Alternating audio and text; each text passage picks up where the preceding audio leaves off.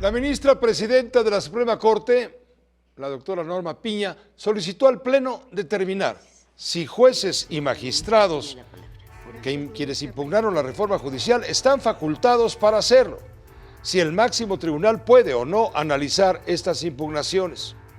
La consulta fue turnada con urgencia al ministro Juan Luis González Alcántara Carrancá.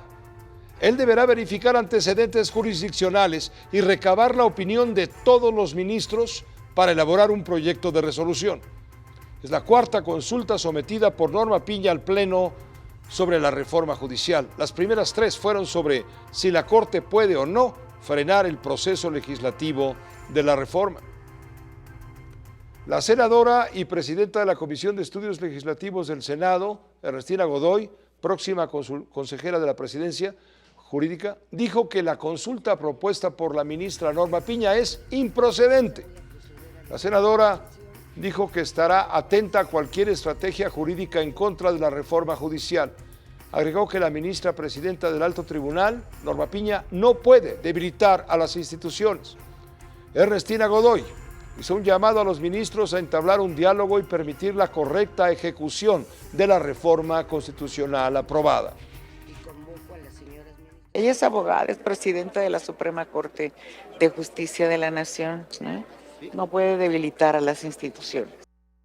Así es de evidente que ellos no podían detener al poder reformador, ¿no? No lo pueden detener a través de esto.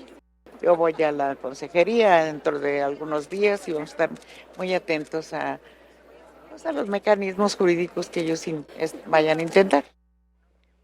Mientras tanto, el Consejo de la Judicatura Federal acordó para el próximo lunes 23 de septiembre el regreso de actividades de todos los juzgados de distrito y tribunales de circuito.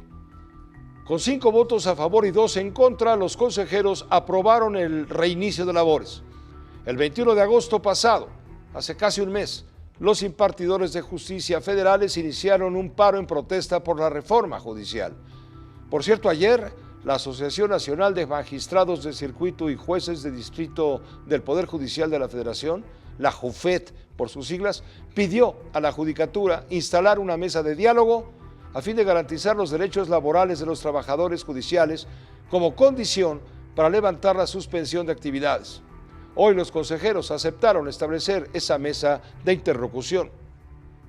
Por cierto, los trabajadores del Poder Judicial se manifestaron frente a la Judicatura Federal para solicitar apoyo. Sin embargo, no fueron escuchados. En el día 31 de paro indefinido, trabajadores judiciales anunciaron una marcha de protesta para el próximo 1 de octubre, el mismo día de la toma de posesión de Claudia Sheinbaum. La movilización denominada Por la Justicia saldrá a las 9 de la mañana del Monumento a la Revolución rumbo a la Columna de la Independencia. Hoy estamos aquí frente a nuestro patrón, frente al Consejo de la Judicatura, que es nuestra institución que nos debe de apoyar, que le pedimos de la manera más atenta que nos ayude a sostener este movimiento, que nos ayude de manera correcta a seguir defendiendo al país. En otro asunto, por segundo día, el presidente López Obrador arremetió contra el expresidente Ernesto Zedillo, quien ayer protestó contra la reforma y lo calificó como líder de oposición. El presidente recordó que durante el sexenio de Ernesto Zedillo se rescató a los banqueros con el Fobaproa.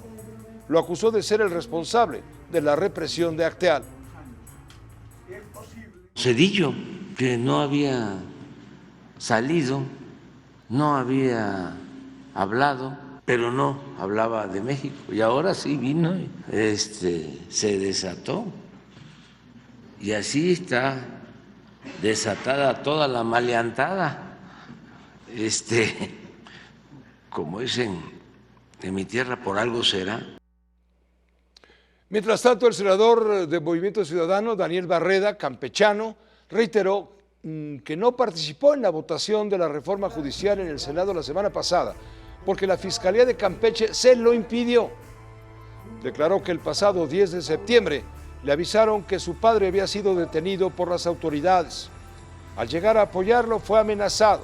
Si se retiraba, procesarían a su padre. Daniel Barreda afirmó que estuvo incomunicado durante todo el día. Después de las 10 de la noche, lo dejaron salir. Ya había pasado la votación. Durante casi 12 horas estuve incomunicado y bajo la condición de que si me retiraba del lugar, procesarían a mi padre.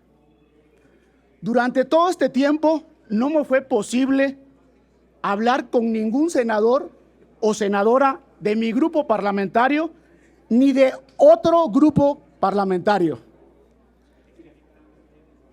Después de pasar ese tiempo, nos dejaron salir alrededor de las 10 de la noche. El senador Miguel Ángel Yunes Márquez, expulsado del PAN por traidor al haber votado a favor de la reforma judicial, informó en redes sociales de una reunión con la presidenta electa Claudia Sheinbaum. Al encuentro asistió el coordinador de Morena en el Senado, Adán Augusto López. Más tarde, la presidenta electa informó que fue una reunión informal. La doctora Sheinbaum dijo ignorar acerca de los planes del legislador veracruzano. Negó darle cabida en su gabinete. Senador Adán Augusto me llamó y me dijo que si podía venir a visitarme y le dije que sí. Llegó a saludar y nada más. ¿Qué platicó con Yunes? ¿Qué platicaron? Nada más pues de la reforma judicial, de por qué decidió él votar a favor de la reforma judicial. Me dijo que está de acuerdo. La reforma constitucional al Poder Judicial es un hecho irreversible. Coinciden en esto expertos, y no solamente de oposición.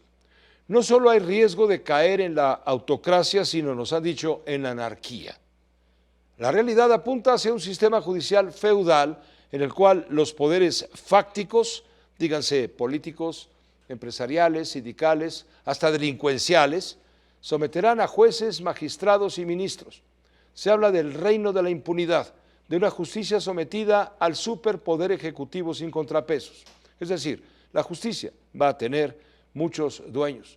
También se habla de la dificultad para Claudia Sheinbaum, próxima presidenta de la República, al recibir una herencia que la va a hacer padecer problemas de gobernabilidad.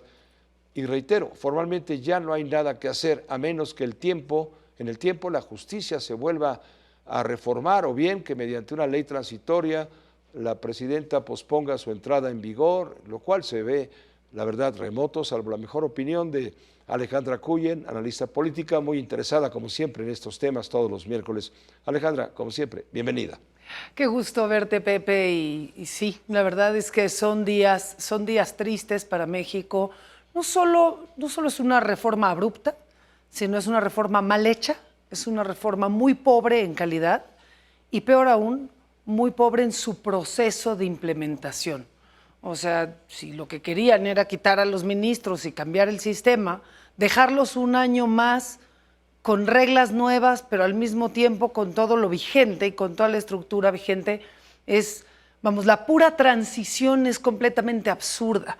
Y algunos dicen que con las leyes secundarias se va a poder resolver, pero no hay manera de que se resuelva con leyes secundarias cuando, por ejemplo, pues en las nuevas reglas habrá 9 ministros, pero actualmente hay 11, y en la nueva regla puedes dictaminar una inconstitucionalidad con 6 ministros, pero todavía tienes 11, y entonces se necesitaban anteriormente 8. Hay como eso.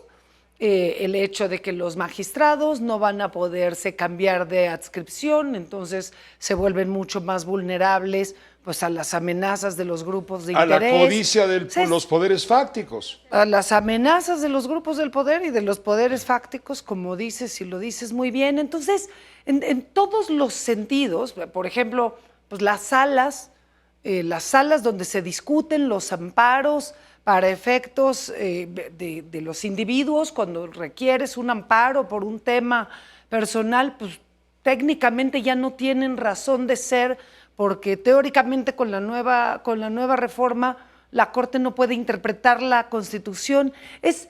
Hay una bola de marañas que hacen completamente inviable e incompleta su intento de reforma judicial.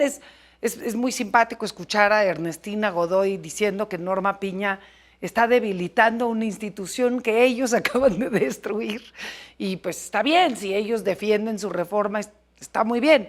Pero de ella decir que la ministra está debilitando algo que ya, pues en principio no existe, es casi cómico, es una manera realmente de burlarse de la estructura de la República. Y como hemos dicho aquí, Pepe, pues es un nuevo modelo, se vale entender que es un nuevo régimen, efectivamente, tendiente a la autarquía y a un modelo donde no hay equilibrio de poderes, donde la justicia pues la va a definir el Ejecutivo, que lo acepten o no. Sin contrapesos. Sin contrapesos, ellos van a ir acomodando cuando empiezas a ver cómo va a ser la elección.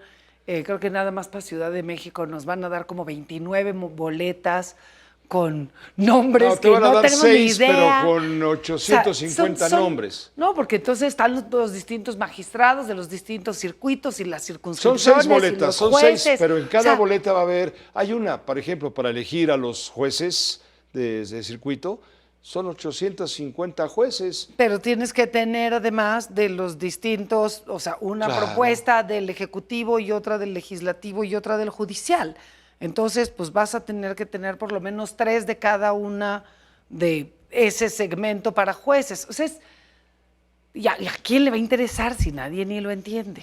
No. Me estaba contando alguien que se entera, que sabe. En Bolivia se hizo un cambio judicial. Es la única otra parte del mundo donde ha habido una reforma de estas características. Y solo acudió el 10% de la población a votar. Y me parece mucho. O sea, aquí cuando haces consultas, incluso para revocación del mandato con un presidente tan querido como el presidente López Obrador, pues a la gente no le interesan esas cosas. Vamos, uno va a la elección de legisladores y ya sabemos, tan solo la de legisladores intermedia siempre tiene mucho menos participación que la presidencial. Pero no un 10%. Es normal. Pero no un 10%. O menos. Porque no, entendemos, no es legislativo, pero...